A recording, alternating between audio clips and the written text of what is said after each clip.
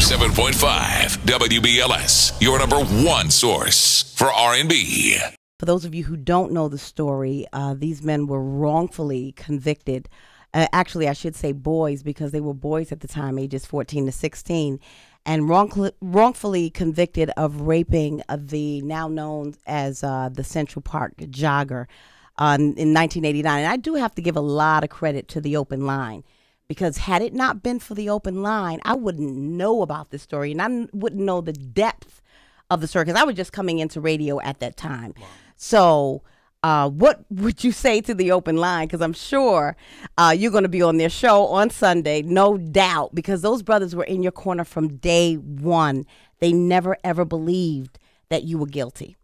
So what would you say to Bob Slade and my lawyer, Bob Pickett? You know, I'm definitely grateful, especially for Bob Slade, because when I was in Spofford, which is the juvenile facility, and I was incarcerated, he was the voice that I listened to. Oh. You know, and he was the first person I heard on the radio say, "Them boys is innocent. Them boys didn't do that."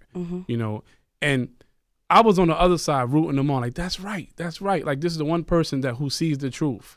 You know, when we felt like we was going against the whole world. Right. And so for me, like, Bob will always hold a special place in my heart, because at the end of the day, he was that, and you know, he has that deep voice. You know, he has that, you know, that newsy voice. Yeah, yeah, he has a real news official voice. That's right, and I felt this was a voice of authority. You know, that he was speaking the truth, and I felt at that point that was one of like the only real supporters we had.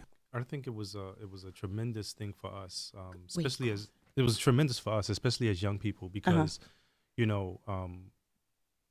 Our support system was our parents and our siblings and the close, small group of folks that were that believed that we didn't have the capacity or the capability to do anything like that. You know, and I think that, you know, for there to be a media voice to be able to be on the airwaves and say, hey, we got to look at this thing differently. Right. You know. I'm not sure if back then this was the sentiment, but it became the sentiment that we were the modern day Scottsboro boys, you know. And from that perspective, us being members of history, living members of history, you know, being able to now 25 years later look back and say, wow, look at what we've come through. Right. You know, I'm so happy that we had folks like that. Yeah. Who had the I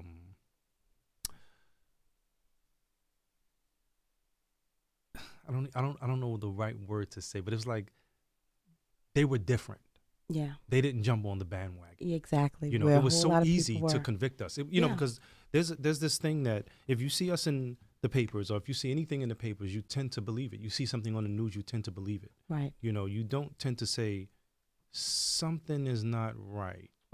Nowadays, nobody wants to challenge it. They want to say, "Oh, I don't believe that it happened," right? And then they just go back to their normal lives and forget all about the case. And there's so much backlash too if you do challenge it, right? Yeah. Oh, yeah. If you go with the status quo, then you're kind of, hey, we're all on the same bandwagon. We're kind of riding it together. But once you say, "Hold on, I think differently," you know, let's talk about it. Let's try to figure out why. You know, they had this whole headline that came out that said DNA evidence, and then it was quickly swept away because there was no DNA match, right? But the negative effect was lingered and stayed with the people, right? And so the residue that was left there caused the people to say things like, there was something about DNA with that case, not these people are trying to hoodwink us. They're trying to pull the wool over our eyes, you know. And speaking of negative, you know, I am so upset every time I see that they give Donald Trump a platform to talk about this case, that I could not wait to get you here so that you could have a forum to say something in rebuttal to, you know, first, you know, years ago, he was a staunch believer that you were guilty. When the truth came out and it was in plain black and white, still, he did not want for you all to get a settlement. Right. What do you have to say about that? You know, and to him, because I know he listens to BLS. Yes, indeed. I tell you, Donald Trump has put himself in a very bad position. And they always say negative publicity is still publicity, right?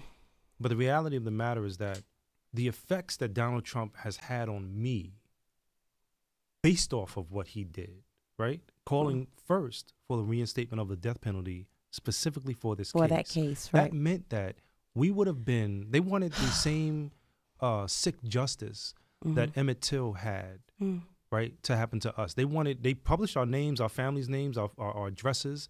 They published the phone numbers of our family members and our names in the papers, right?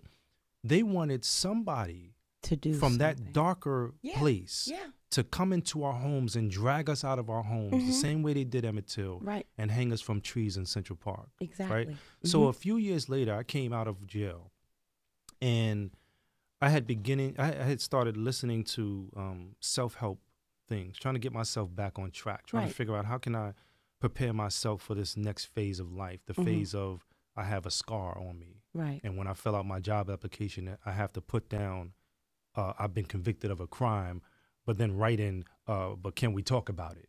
You know, I went to get fitted for a suit, and I was at Macy's, and the guy said, I know a great suit for you.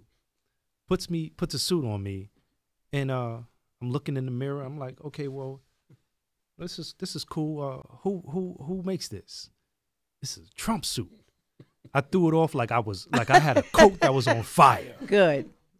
Right. And he couldn't understand. He didn't, and to this day, I'm sure he probably didn't know who I was or what my background. But when you revert to being subhuman, Ken Burns said something very reasonable. He said, every one of us can relate to being human. To err is human. Right. And when we err, we say, I'm sorry. Right. You know. Has anybody said, I'm sorry? There have been law enforcement. There have been folks that have come out that have said that they were sorry. But the people who did this to us have not. So nobody has said, I'm sorry, we messed up. No. Not from that perspective. You know, they publicly lynched us. They didn't publicly apologize. Right. You know, and that we're not waiting for that. We're past that. Right. You know, we are stronger because of the fact that they wanted us to die. Right. They wanted us to die a social death. That's right. And they wanted us to die a physical death. And now we're here and we persevered and we were spared. Right. You know, and our families, we're happy that the family who is here are here. Right. And are able to see this day. You know, because that for some of us is not the case. Right. You know? Raymond, what words would you have for Donald Trump? You know, we got beeps. We can beep stuff. Oh, here. We can. Oh, for real? She never told me that. Get ready. You know, it's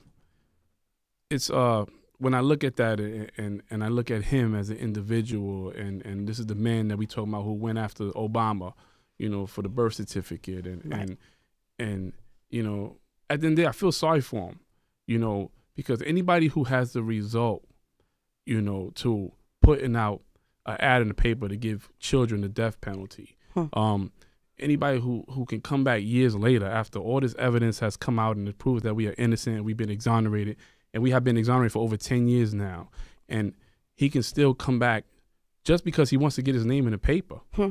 You know, it's pathetic. Right. You know, and you have to sometimes look at a person like that and say, well, what happened in your childhood? Where did you go wrong? Right. You know, at the end of this is a man who has inherited his business. He has did nothing for our community at the end of the day, but he has taken from us. Yes. So much. So much. Yeah.